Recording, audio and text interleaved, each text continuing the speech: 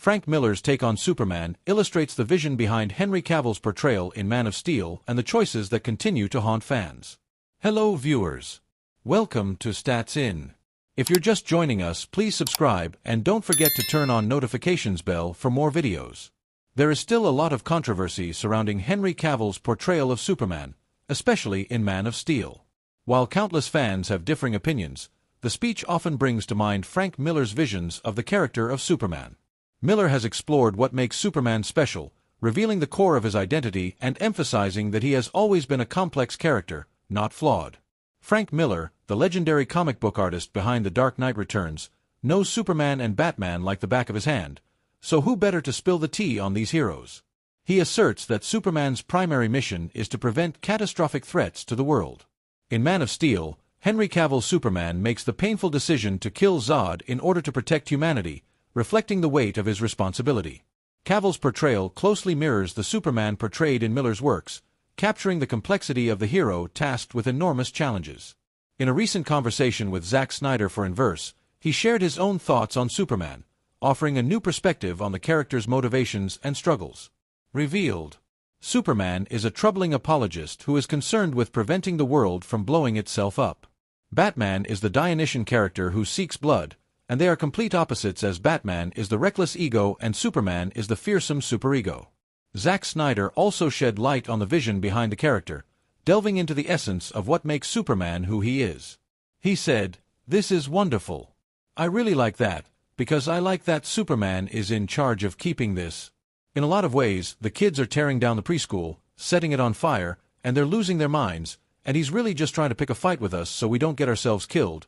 And Batman, he says, no, this is what it means to be alive, you know? That's cool." It turns out that Superman embodies a more sophisticated and complex vibe compared to Batman. While Batman operates on his own terms, Superman's actions are driven by a sense of duty. This is where their differences really shine. He's not just a Boy Scout wearing a cape, he's a complex hero grappling with enormous responsibilities. It is much more than just the traditional parable of heroism. General Zod was on a mission to wipe out humanity, and he was angry that Superman had interrupted his grand plans to turn Earth into a Kryptonian paradise. During the epic showdown, things get intense when Superman sees Zod about to unleash his hot vision on the family. In a quick decision, Superman makes the agonizing decision to slit Zod's neck, a move that will haunt him and lead to the famous no-kill rule. Although killing Zod completely broke Superman, he understood that it was a necessary choice. This moment of desperation plays into the idea of anxiety, as he wrestles with the weight of his actions and the consequences they bring, even though he doesn't necessarily agree with the idea. Now you may be wondering, was that really justified? Well, opinions in the DC world are varied. Many believe that Superman will only break his no-killing rule if it is absolutely necessary to protect innocent lives. By taking out Zod, he saves that family for now and potentially prevents future disasters for billions more. But this is not the only time Superman commits suicide. In What Happened to the Man of Tomorrow? By Alan Moore, he confronts Mr. MXYZPTLK, who admits that he was behind a series of attacks that led to the deaths of Superman's friends, ultimately killing MXYZPTLK. Superman has also fought and killed Doomsday multiple times since his debut in 1992.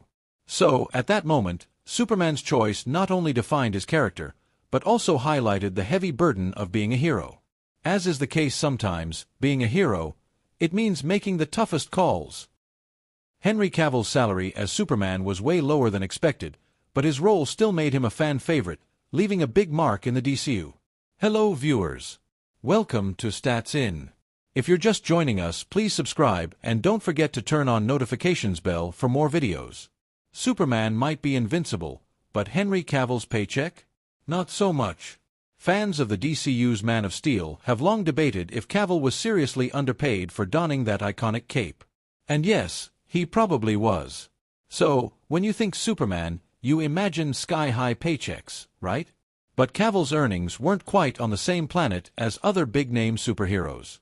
Sure, he pulled in millions by the end, but when you stack his numbers against his peers, or even other Supermen, it's hard not to go, that's it. Let's dive into the receipts and break down just how much Cavill made flying around in tights and why it pales in comparison to others.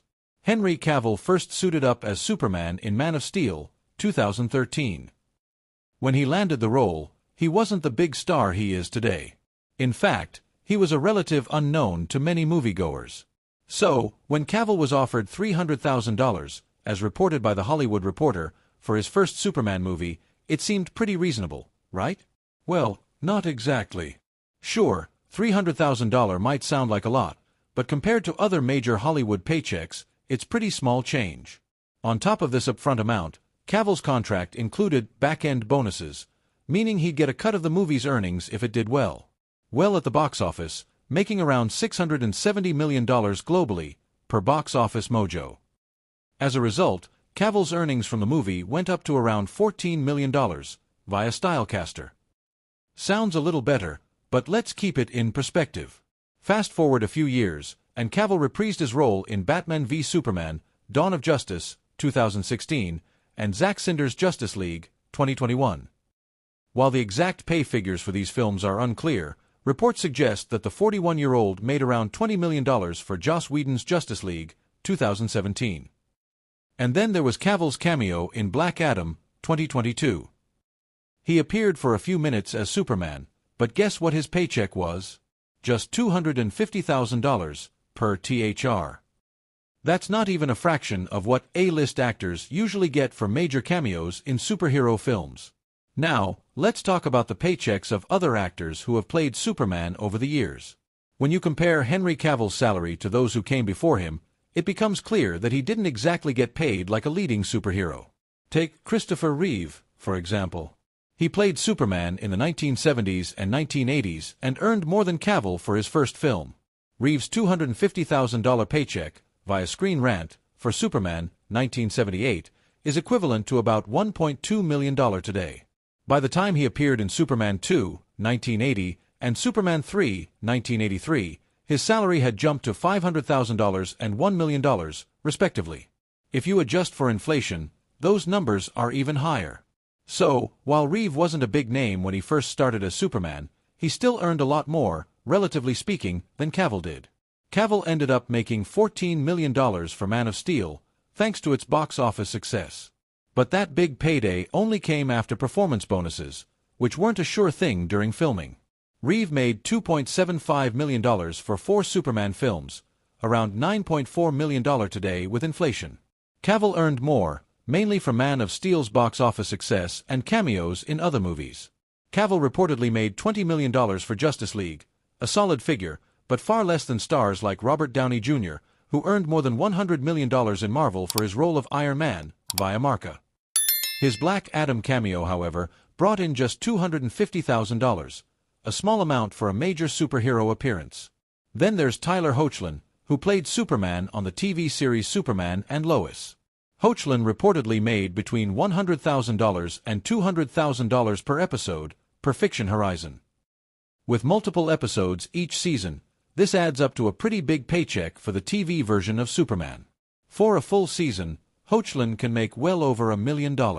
While TV salaries and film salaries work differently, it's still interesting to note that Hoechlin, who plays the same character, is earning more for a television show than the British star did for a major movie appearance. In general, superhero movie salaries for lead actors can vary